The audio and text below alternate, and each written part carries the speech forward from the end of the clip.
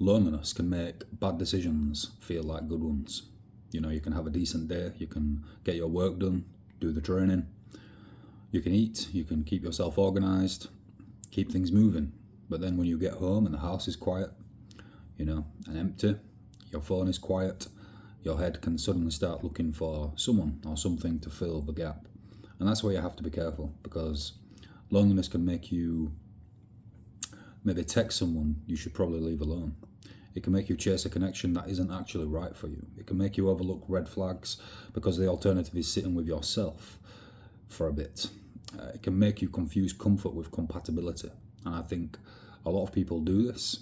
They don't always make decisions from clarity. It's just a human error, you know. They make decisions from discomfort. And this is common in pretty much all areas of life. Just think about eating habits. People choose to eat what's comfortable simply because it's easy and convenient and brings them comfort, whereas it might not be optimal for their nutritional needs. But as it relates to loneliness, you know, people may not choose the person because it brings them peace. They may choose the person because it fills the quiet room.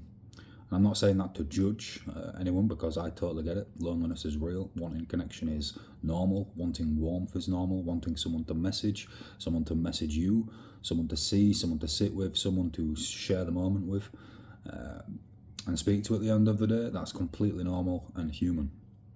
But loneliness isn't always a good decision maker. Because when you're lonely, you don't ask yourself, is this actually good for me? You tend to ask, can this stop me from feeling like this right now? And those are two very different questions. And I've noticed that in my own life. Sometimes I can be doing fairly well overall. I can be working, training, getting everything done that I need to get done, making these videos, sorting things out, keeping myself occupied. But when the evening comes, there is a slight dip. And, you know, it's not a breakdown, it's not some big dramatic collapse.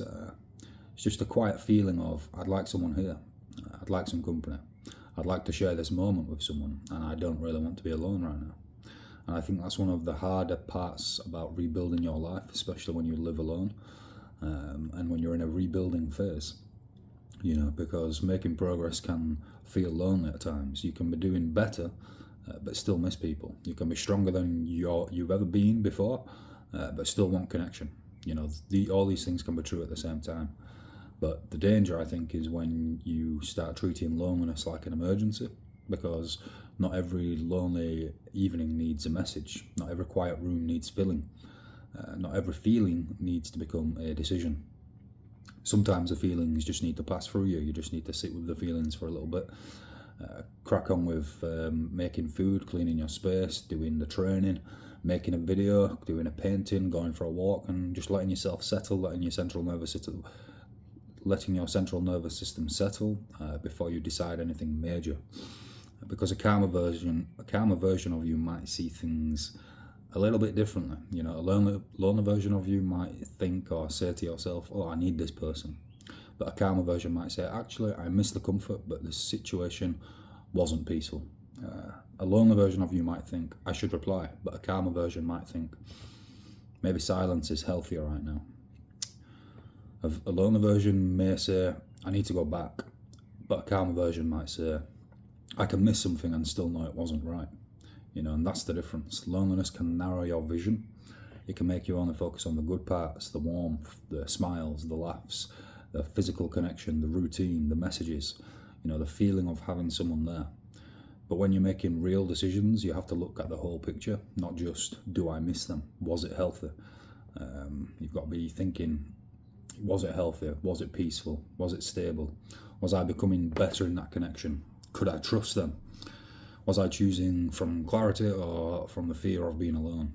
And that's not cold, that's responsible. Because the wrong connection can still feel better than loneliness, especially in the short term, but cost you your peace in the long term. And I think that's a trap that a lot of people fall into. They would rather be unstable than sit alone for a while.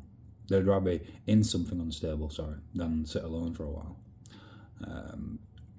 You know, sometimes solitude is not the enemy. Sometimes solitude is where you rebuild your standards. It's where you learn what you actually want. It's where you stop grabbing the nearest bit of warmth. It's where you remember who you are without someone else's attention, you know.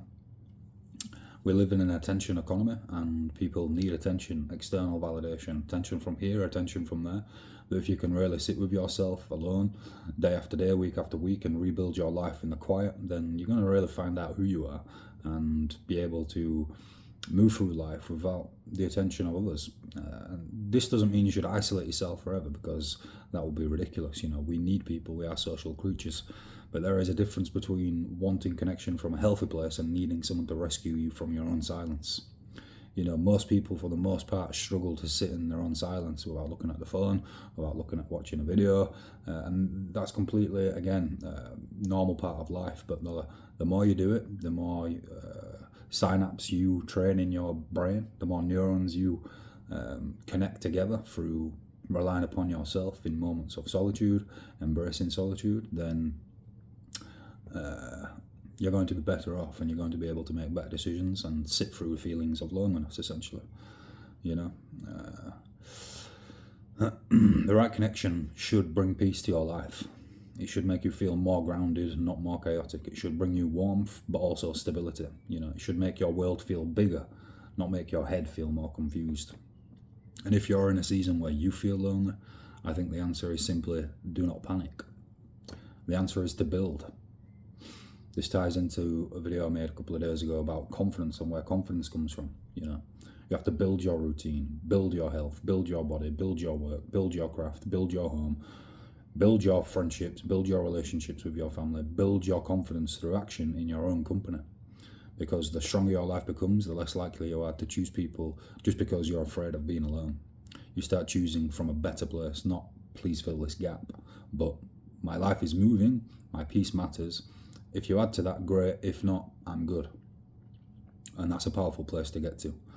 I feel like I'm in that place now where I'm very much of the mindset of my life is moving, my peace matters. If you add to that, absolutely fantastic, come aboard. If not, I'm good.